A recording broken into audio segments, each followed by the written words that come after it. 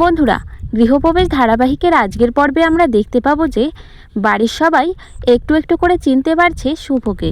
হ্যাঁ বন্ধুরা, আমরা এমনটাই দেখতে পাবো। এরপর দেখতে পাবো যে আদ্রিত বাড়ি ফিরে আসে এবং তার মাকে জড়িয়ে ধরে বলে যে মা, আমি আটকাতে পারিনি শুভকে। শুভর ফ্লাইট ছেড়ে দিয়েছে, ও আমাদের সবাইকে ছেড়ে চলে গেছে। আবার এদিকে দেখা যায় শুভলক্ষ্মী নতুন একটা রূপে বাড়িতে ঢুকলো। তখন তাকে সবাই বলল, তুই এখানে কেন এসেছিস? তখন শুভ বলে যে আমি এনার জায়গায় কাজ করব 1 মাস। তখন তাকে বলা হয়, তুমি বাংলাতে কথা বলতে জানো? ও বলল যে হ্যাঁ, আমি বাংলাতে কথা বলতে জানি, তার কারণ আমার মাও এখানে থাকে আর আমিও থাকি, এবং সেই জন্য বাংলায় কথা বলতে পারি আর শিখেছি। বাংলাতেও পারি, হিন্দিতেও পারি, এ কথা বলল শুভলক্ষ্মী। তারপর বাড়ির সবাই তাকে বলল, তুমি কিচেনের দিকে যাও। তখন সে যেই ওই দিকে যাবে, তখন বাড়ির সবাই বলল যে তুমি কি করে জানলে ওই দিকে কিচেন? তারপর শুভলক্ষ্মী বুদ্ধি খাটিয়ে বলল যে আমাকে দেখিয়ে দিয়ে গেছে এইদিকে কিচেন আর ওইদিকে শোবার ঘর।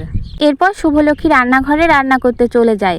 তারপর দেখা যায় আদ্রিত ঘরে গিয়ে তার ব্যাগ গোছাতে থাকে, কৃষ্ণনগর থেকে শুভলক্ষ্মীকে আবারও ফিরিয়ে নিয়ে আসতে।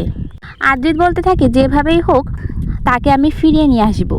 এরপর আদ্রিতের ঠাকুমা সেখানে এসে বলে, তোমাকে যেতে হবে না, তুমি এখানেই থাকবে। তুমি যেরকম শুভলক্ষ্মীর স্বামী, তেমনি এবারেরও ছেলে, তাই আমার কথা মেনে তোমাকে এখানে থাকতেই হবে। এই কথা বলে চলে গেল আদ্রিতের ঠাকুমা। তাহলে বন্ধুরা, গৃহপ্রবেশ ধারাবাহিকে আজকের পর্বে আমরা এটাই দেখতে পাবো। তো বন্ধুরা, আমার সম্পূর্ণ ভিডিওটি দেখার জন্য তোমাদের অনেক অনেক ধন্যবাদ। ভিডিওটি ভালো লাগলে একটি লাইক করে দিও। আমার চ্যানেলে নতুন বন্ধু হয়ে থাকলে চ্যানেলটিকে সাবস্ক্রাইব করে দিও। দেখা হবে পরবর্তী ভিডিওতে।